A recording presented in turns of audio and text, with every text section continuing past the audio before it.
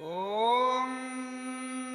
बीजापूरकदेक्षुकर्मुकलसच्चक्राब्जपाशोत्पला व्रीह्यग्रस्तविषाणरत्नकलशप्रोच्चत्कराम्भोरुहा Jeju वल्लभया सपद्मकरया श्लिष्टोज्ज्वलद्भूषया विश्वोत्पत्तिविपत्ति संस्थितकरः Vighnesh विशिष्टार्धदः नितान्तकान्तदन्तकान्तिमन्तकान्तकात्मजम् अचिन्त्यरूपमन्तहीनमन्तराजकृन्तनं कृतन्तरे निरन्तरं वसन्तमेव योगिनां तमेकदं तमेव तं विचिन्तयामि सन्ततम्. Greetings to one and all listeners, our beloved members of the Hindu Society. Namaskar, Namaste, Vanakkam. On behalf of the Hindu Society of South Australia, it gives me great pleasure in extending to Kailash Nathji a very warm welcome to our Facebook platform. Kailash Nathji is the Managing Director and CEO of IPAX. He is an engineer and entrepreneur with over 40 years' experience in industrial engineering. He has had a very distinguished and enviable career and has successfully headed and delivered on engineering projects. I know Mr. Kailash Nathji only through the Ganesha temple. I have seen him on various occasions at the temple, and he and his wife come across as a very pious couple, and they have been quite prominent advocates of the Hindu community and in spreading the Hindu traditions. He has been instrumental in installing the Rama Sita Vigraha at the Ganesha temple and performing with great enthusiasm the Rama Sita Kalyanam. He often delivers lectures prior to the puja explaining the significance of the various stages of the puja, especially for the benefit of the younger generation. We are meeting today on the third day of Navarathri, and I am happy that Mr. Kailash Nathji is going to be sharing his own views on this festival with the intention of passing on the legacy of our culture to our younger generation. Some of the questions that I am putting to him is to kindly elaborate on the significance of the number 9 in the Hindu Dharma, and to also tell us a little bit about why Navarathri is celebrated across India and throughout the entire globe. What is the story of Navarathri? This is my request to Kailash Nathji. With this, over to you. Thank you. Thank you, Ushaji, for your kind words. To be honest, I consider myself as a very humble human being, leading a very average life. Let me start with a namaskar to all of you, and please bear with me as I share a few of my thoughts. These are my very personal thoughts, probably gained over the last 7 decades. Listening to my mother, to my father, to the religious gurus, and to eminent people everywhere. The significance of the figure 9, in my view, is of utmost importance, both spiritually, mathematically, socially, and significantly our own lives. Quoting a very small sloka or start of a sloka which says, Sivatareti bijam, Sivatareti shaktihi, meaning the very concept is the Lord. The action to put the concept into creative is Shakti. Both are the Lord Creator in different formats. Creation, or the creative forces, as we call them, we understand as motherhood. Sanatana Dharma has equated or explained the creative forces as Shakti, the power of mother. And now we think about the figure 9 How does that relate to mother? Taking a short breath and saying, what is the biggest miracle in our lives? Gaining money? No. Gaining wealth and fame, professional efficiency? No.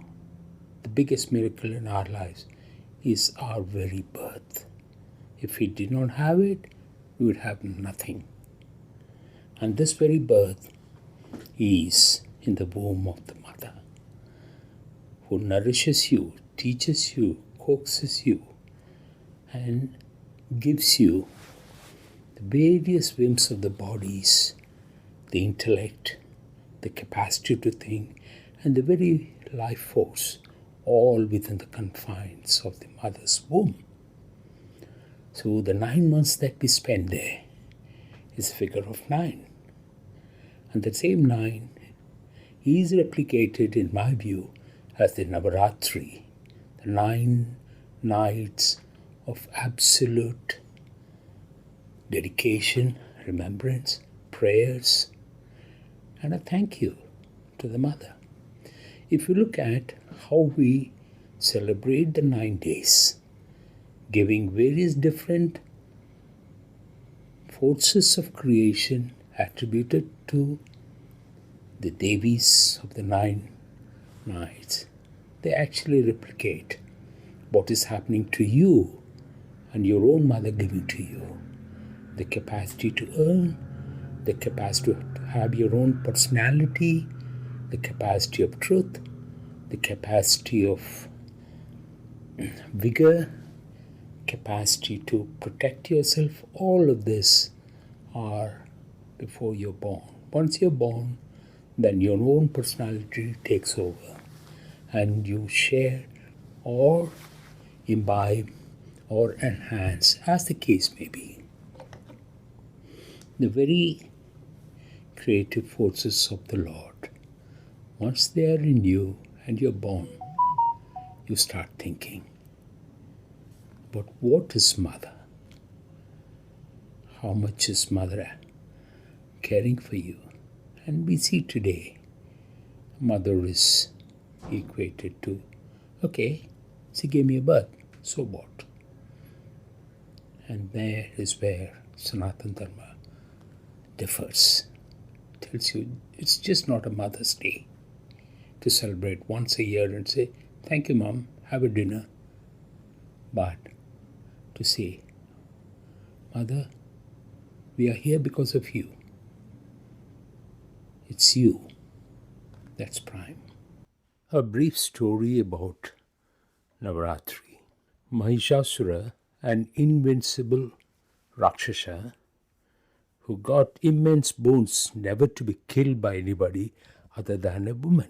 All the Hindu deities got together and then requested Shakti Mata, Parvati, to destroy the demon. All the deities gave each of their individual shastras, like Shiva, the Trisulam, Vishnu, the Sudarshan Chakra, and so on and so forth. Mother Shakti Durga is prayed on 9 days in different forms. She destroys Mahishasura, meaning the triumph of good over evil. And this is celebrated all over India and globally because good, extreme good, is the Lord Creator, and all the evil is in our own thoughts, minds, everywhere, which need to be destroyed. I hope that was useful.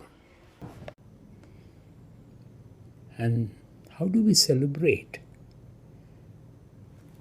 Through arts, through decoration of the deities,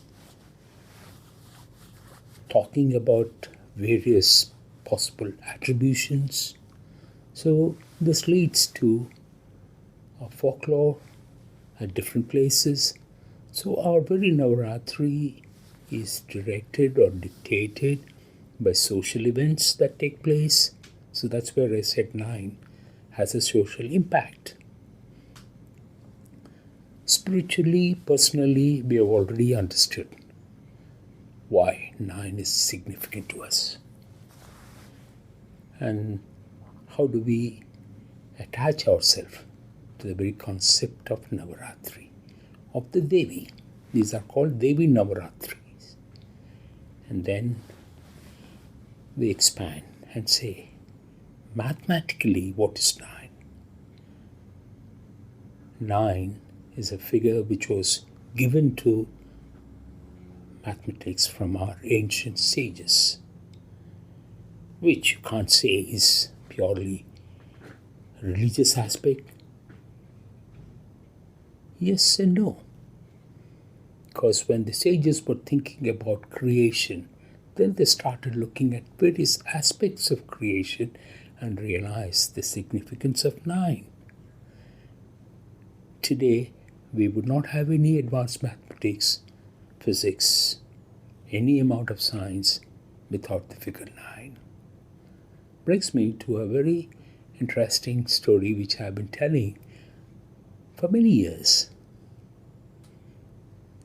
9 is the top of the single digit. 1 is the start. 9 is the top. Immediate after 9 is 10, which is the lowest digit, lowest number of the 2 digits. 99 is the highest. And the very next is 100, the lowest of the 3 digits. Then 999, so on and so forth. So 9 will always be the top, or a series or combinations of 9 will always be top of anything. That relates to the 9 months that we are in our mother's stomach. That's how I look at it.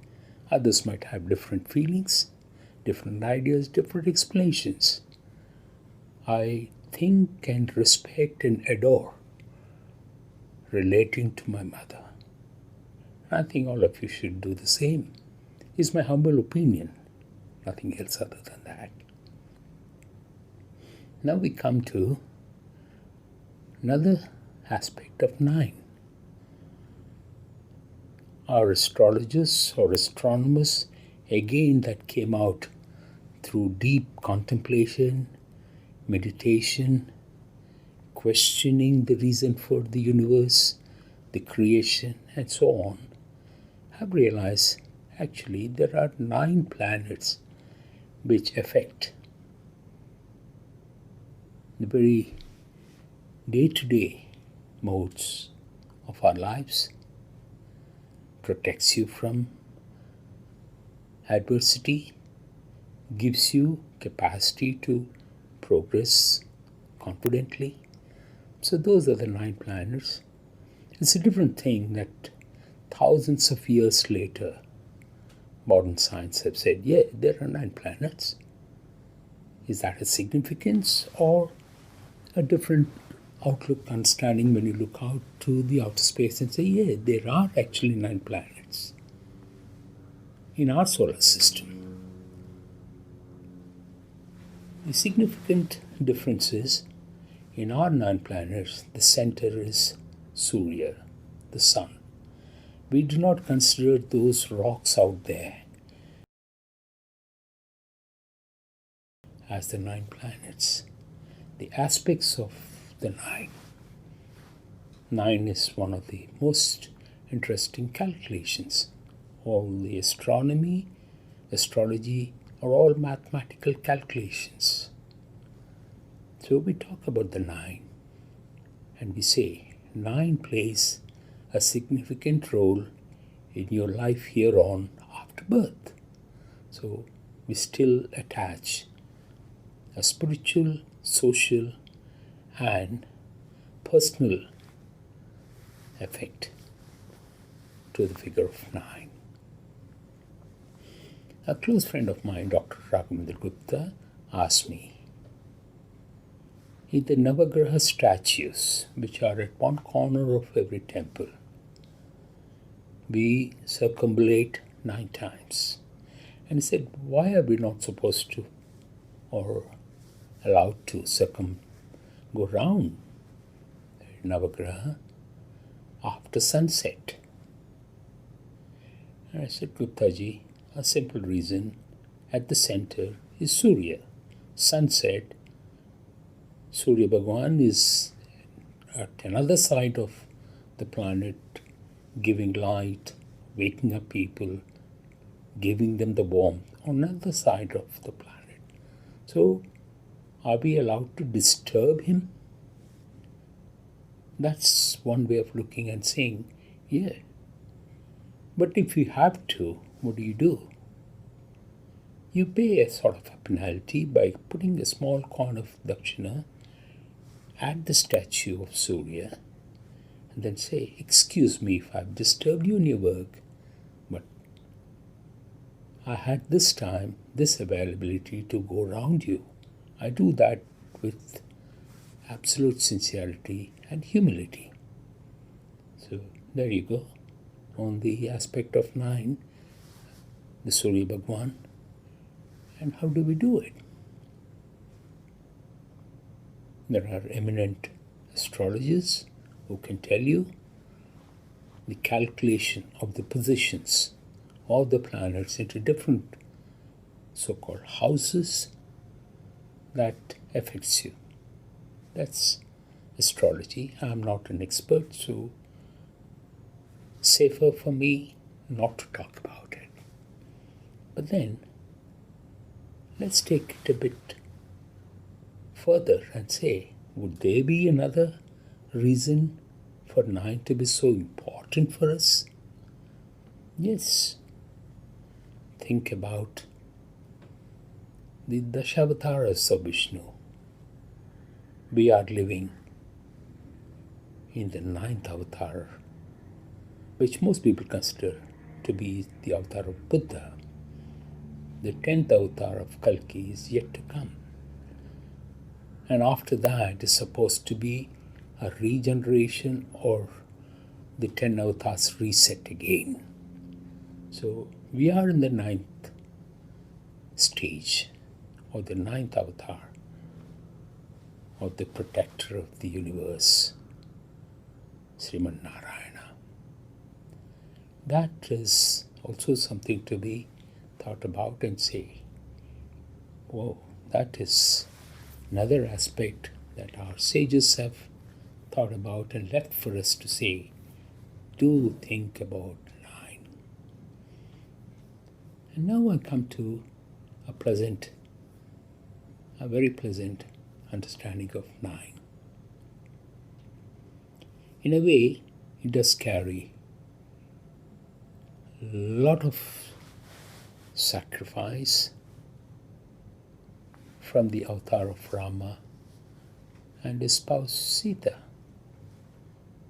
It was on Vijayadashmi, which in North India is also called as Ramalila, that Rama actually gave redemption to Ravana, or the triumph of the good over the evil, as one would consider. But I would consider it as saying Rama's avatar to get rid of all the evil gets completed on the Vijayadashmi. Thereafter, he is coming back to Ayodhya to become the king, the emperor, the ruler of the known creation as we would feel or as we expect it to be. And this period of Rama's ruling is considered Ramarajyam, the best golden years of any creation at any part of the world, where there was equality, there was respect for people, truth was spoken everywhere, or as far as possible, because we are in the Treta Yuga. So, when Rama is back to Ayodhya with Sita and becomes the emperor, that's a celebration. where do we do it? We're going to do it on the 8th of November at Sri Ganesha temple to the new statues of the deities of Ram Parivar that are now at the temple. It's a virtual program, but would love every one of you to think about those great days of Rama and relive them in our own thoughts and minds. I hope you liked it, and please excuse me if I have said something which does not agree with any of you. These are my very personal thoughts, and I wish and pray for all of you to have Sri Rama and Sita in your hearts so that your personal lives are again in the mode of Ramarajyam. Namaskaram.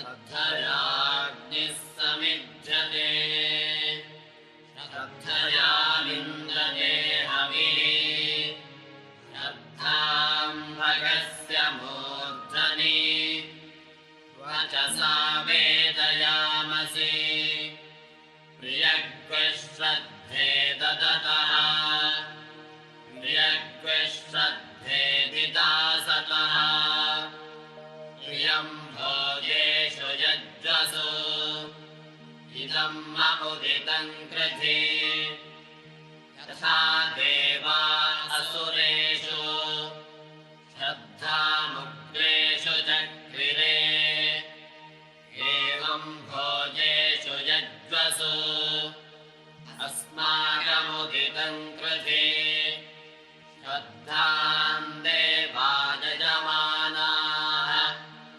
वायुगोपा उपासते श्रद्धागुं हृदयया कूत्या श्रद्धया हूयते हविः श्रद्धां प्रातर्हवामहे श्रद्धां मध्यन्दिनं परि श्रद्धागुं सूर्यस्य निमृते श्रद्धे श्रद्धापरेहमा श्रद्धा देवानधिवस्ते श्रद्धा विश्वमिदं जगत् श्रद्धां कामस्य मातरम् हविषा वर्धयामसि.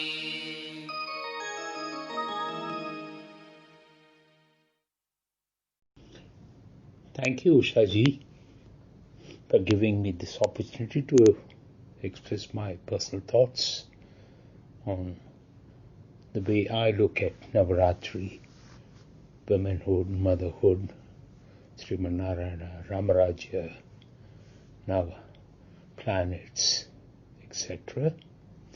This is the second and the concluding talk for this year. Coincidentally, Navarathri celebrations for the Devi also include Vijayadashmi in North India, where Ramalila, two massive structures of Ravana and Kumbhakarna are prepared. Actors dress up as Rama and Lakshmana and Hanuman, come and send arrows and burn the two effigies.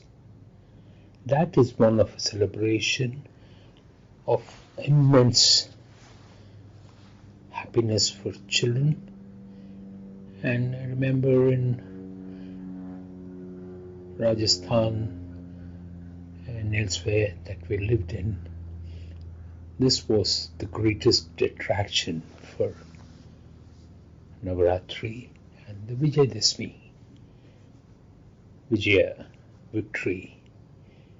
And that is a sort of requirement for all of us to feel victory over all the evil thoughts that come into our mind, actions that we do, known and unknown, which may cause harm, all those to be removed or eradicated.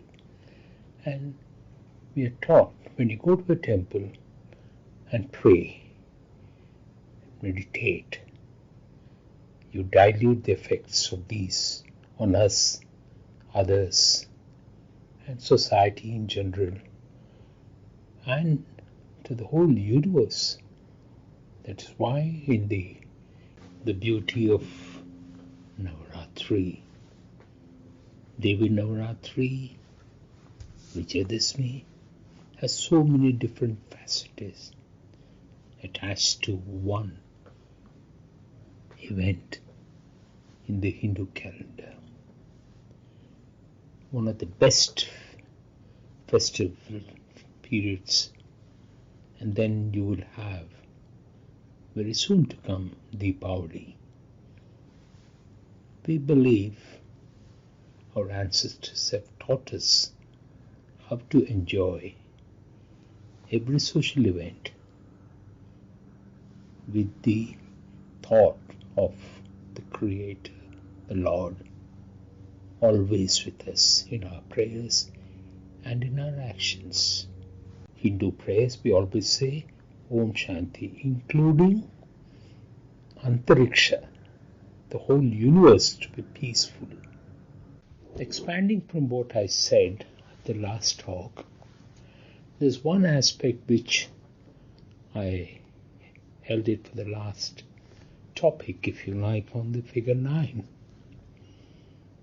At creation, the Lord is supposed to have given the human body 9 entrances into the body, which are 2 eyes, 2 nostrils, mouth, 2 ears, and 2 at the extreme end of the body for throwing out the secretion.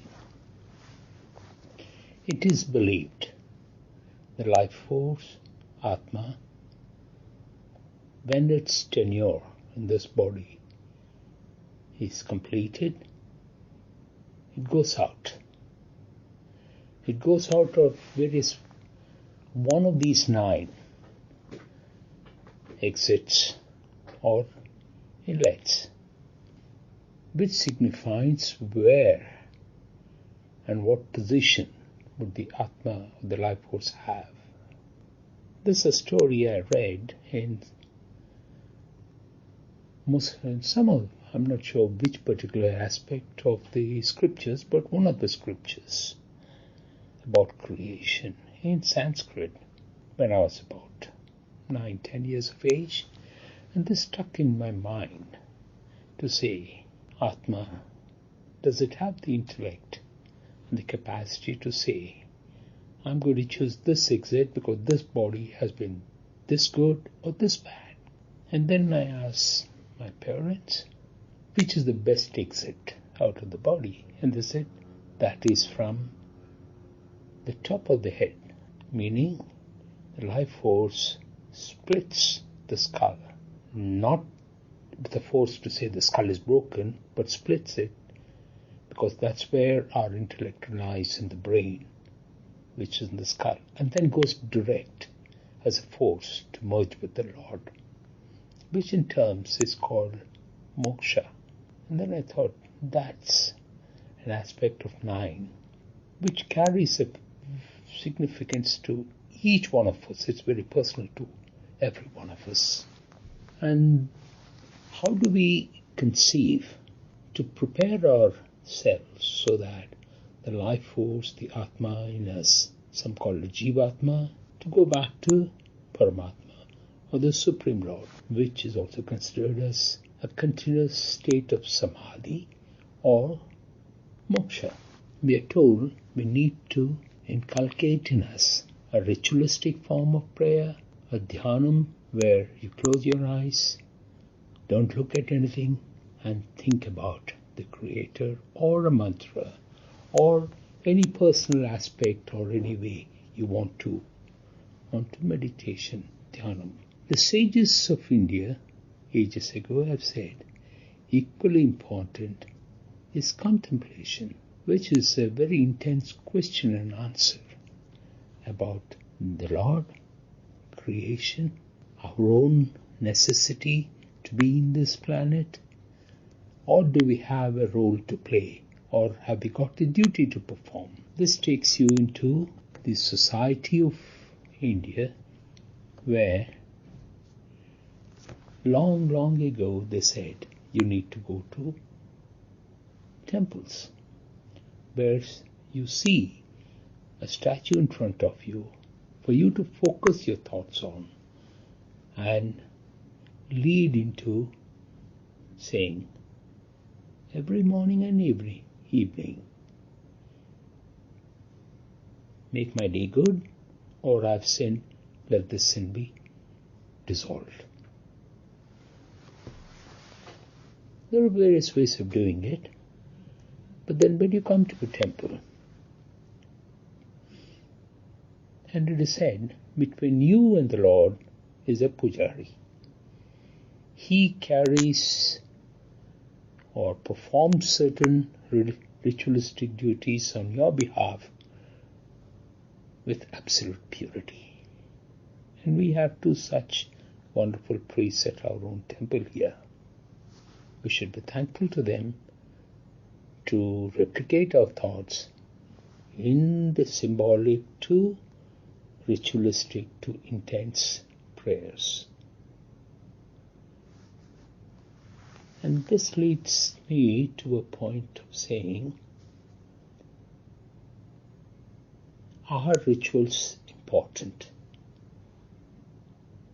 Yes, rituals are important to give you the focus. But once you are at a stage where you can concentrate in your internal force, allow your subtle thoughts and subtle minds to reach into the realm of the Creator, then all these rituals would have very little significance. But till such time, we have to continue, we have to focus, we have to be truthful, and we have to say, oh Lord, thank you. I did that some time ago, speak on the radio with Ganesha, talking about the numerous deities that Hinduism, as practiced today, believes in or reveres. I'll leave that topic for another time, possibly. But today, it's about celebrating Navarathri. I had my childhood in Gujarat, where Dandiya Ras, which I used to be confused whether it was Krishna playing with the Gopikas or us going around the photo of Devi Navarathri and celebrating the nights with pomp and gaiety. I too have played Dandiya Ras,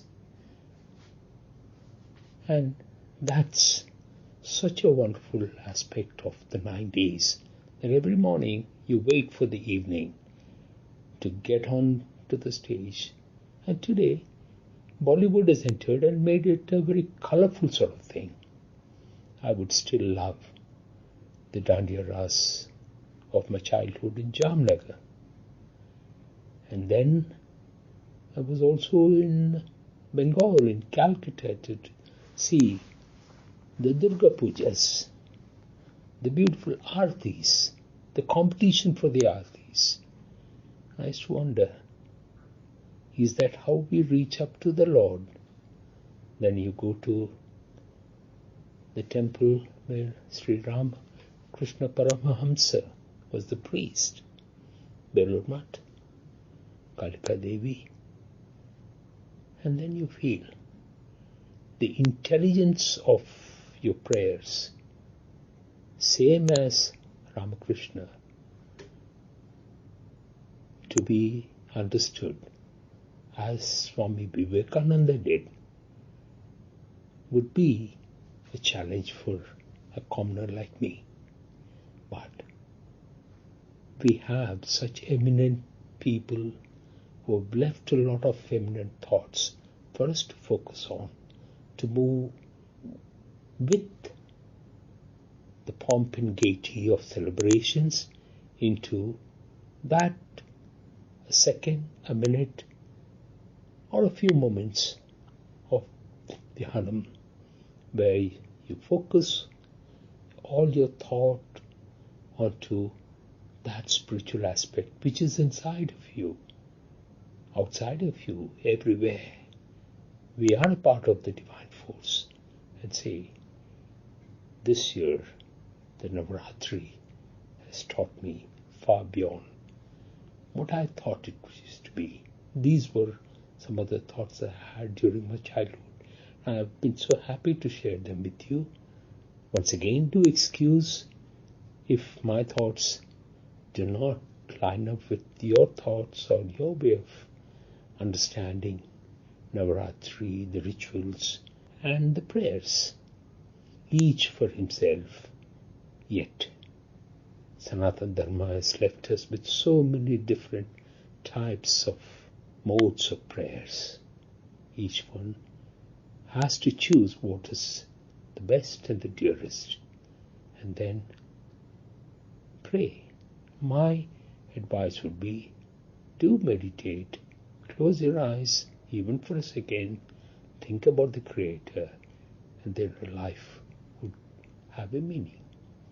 With these words, I would say Namaskar again to all of you. May the Devi Shakti guide you, give you peace, give you prosperity, give you good health. And till we meet again, all the very best, and Om Shanti. Thank you. Thank you, Mr. Kailashnathji. Dhanyavad, Nandri. It was a delightful talk. Listeners, you will agree with me that this is a very unique perspective, one that I have not heard before, and I'm sure you perhaps have not come across before. We are lucky to have among us a man who is not only an engineer and not only a scientist, but who is so passionate about Sanatana Dharma. Thank you once again. Om Prithvi Shanta Sagnina Shanta Same Shanta Sutagun Samayatu Antarikshagun Shantam Tadvajuna Shantam Tamme Shantagun Sutagun Samayatu Jau Shanta Sadityena Shanta Same Shanta Sutagun Samayatu Prithvi Shanti Antarikshagun Shanti Jau Shanti Dishasyantiravantara Dishasyantiragnisyantihi Vajishyantiradityasyantischandramasyantihi Nakshatranisyantirapasyantirjusyantihi Dishasyantiravantara Dishasyantiragnisyantihi Vajishyantiradityasyantischandramasyantihi Nakshatranisyantirapasyantiroshadayasyantihi वनस्पतयश्चान्तिर्गौश्चान्तिरजाशान्तिः अश्वश्चान्तिः पुरुषश्चान्तिर्ब्रह्मशान्तिर्ब्राह्मणश्चान्तिः शान्तिरेव शान्तिश्चान्तिर्मे अस्तु शान्तिः तया अगं शान्त्या सर्वशान्त्या वाक्यं द्विपदे चतुष्पदे च शान्तिं करोमि शान्तिर्मे अस्तु शान्तिः एह श्रीश्च ह्रीश्च धृतिश्च तपो मेधा प्रतिष्ठा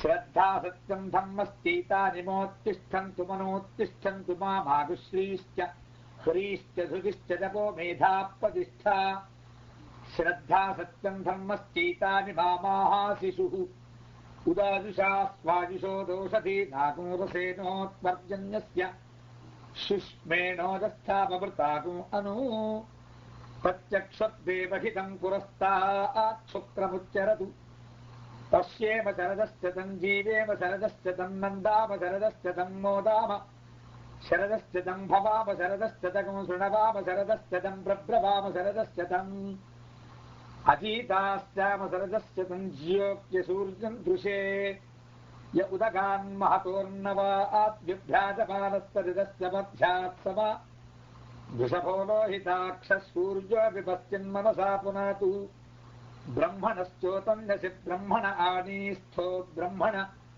आपमनमसि धारितेजम् पृथिवी ब्रह्मणा महीधारितमेनेन महदन्तरिक्षम् दिवम् दाधार पृथिवीम् सदेवाञ्जिदहम् वेद त्वदहम् धारयामि मामद्वेदोऽधितिस्रसतु मेधा मनीषीमापि शताम् समीचीभूतस्य भव्यस्यापरिच्छै सर्वमाजुरयाणि सर्वमाजुरयाणि